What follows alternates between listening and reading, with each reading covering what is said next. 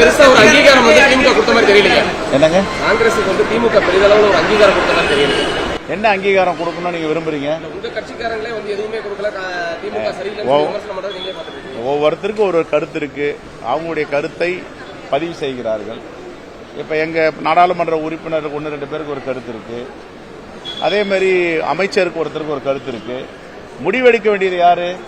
எங்களுடைய தலைமையும் தமிழ்நாட்டில் ஆட்சியில் இருக்கும் அண்ணன் தளபதி அவர்கள் தலைமையில் 2 தலைமையை சேர்ந்து முடிவு பண்ணுவாங்க. இதுக்கெல்லாம் என்ன அவசரம்?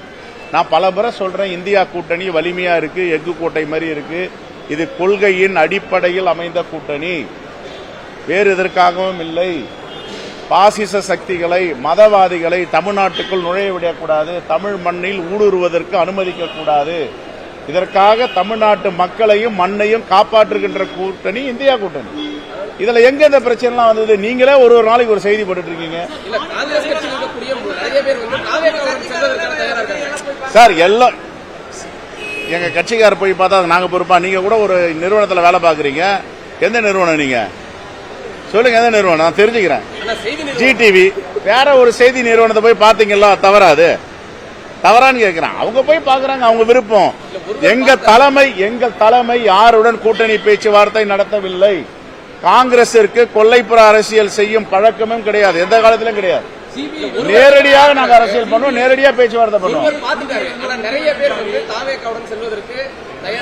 சார், இது இந்த நாட்டில் வந்து சமத்துவம், சுதந்திரம், ஜனநாயகம் எல்லாம் இருக்கு. அவங்க ஒரு கருத்தை சொல்றாங்க, அது எதுவும் நீங்க பொருட்படுத்த வேண்டாம்.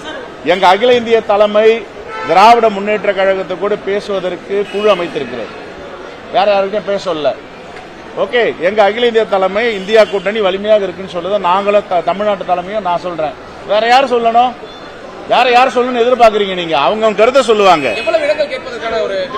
அதெல்லாம் நாங்க மைக்கு முன்னாடி பேச முடியாது, அறையில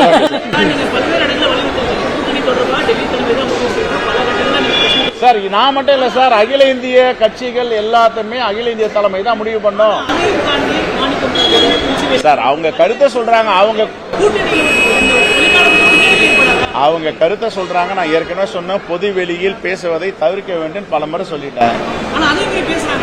அப்படிலாம் குந்தகம் விளைவிக்கிற மாதிரி பேசல. இப்ப இனிமே பேச மாட்டாங்க, சரிங்களா சார்? இனிமேல் பேச மாட்டாங்க சொல்றேன்ல. நாங்க ஏற்கனவே சொல்லி இருக்கோமே, பொது வெளியில் கூட்டணி பேசுவதை தவிர்த்து விடுங்கள். கூட்டணி பேசுவதற்கு அகில இந்திய தலைமை ஒரு குழு நியமித்திருக்கிறது. அந்த குழு தான் நேரடியாக சென்று பேசிக் கொண்டிருக்கிறது, இன்னும் பேச போகிறது. உங்களுடைய கருத்துக்களை அந்த குழுவிடம் சொல்லலாம், பொதுவெளியை சொல்வதை தவிர்க்க வேண்டும் சொல்லி இருக்கேன். இதை ஏன் பெருசாக்குறீங்க? ஓகே, எல்லாருக்கும் பொங்கல் வாழ்த்துக்கள். திமுக குறித்து காங்கிரஸ் கட்சியின் முக்கிய தலைவர்கள் விமர்சனம் செய்வது சீட் அதிகமாக கேட்பதற்கான ஒரு அப்படிலாம் கிடையாதுங்க. யாரையும் அது மாதிரிலாம் மிரட்டியும் பார்க்க முடியாது, அது மாதிரிலாம் செய்ய முடியாது. யார் எங்க ஆளுங்க போயிட்டு அதிகமா சீட்டு கேட்கறாங்க? எப்படி வைக்க முடியும்? அது ஜனநாயகமா? அது சுதந்திரமா? அது கருத்துக்களை சொல்லலாம், கருத்துக்களை சொல்றதுக்கு எல்லாருக்கும் சுதந்திரம் இருக்கு. அது கூட ஒரு அளவுகோல் இருக்கு. கையை நீட்டி நடக்கிறதுக்கு சுதந்திரம் இருக்கு, பிற மூக்க தொடக்கூடாது, அது சுதந்திரம் இல்லை. அதெல்லாம் எங்க அகில இந்திய தலைமை கிட்ட பேசிட்டு இருக்கோம், பொறுத்திருந்து பாருங்கள். பொங்கல் வாழ்த்து.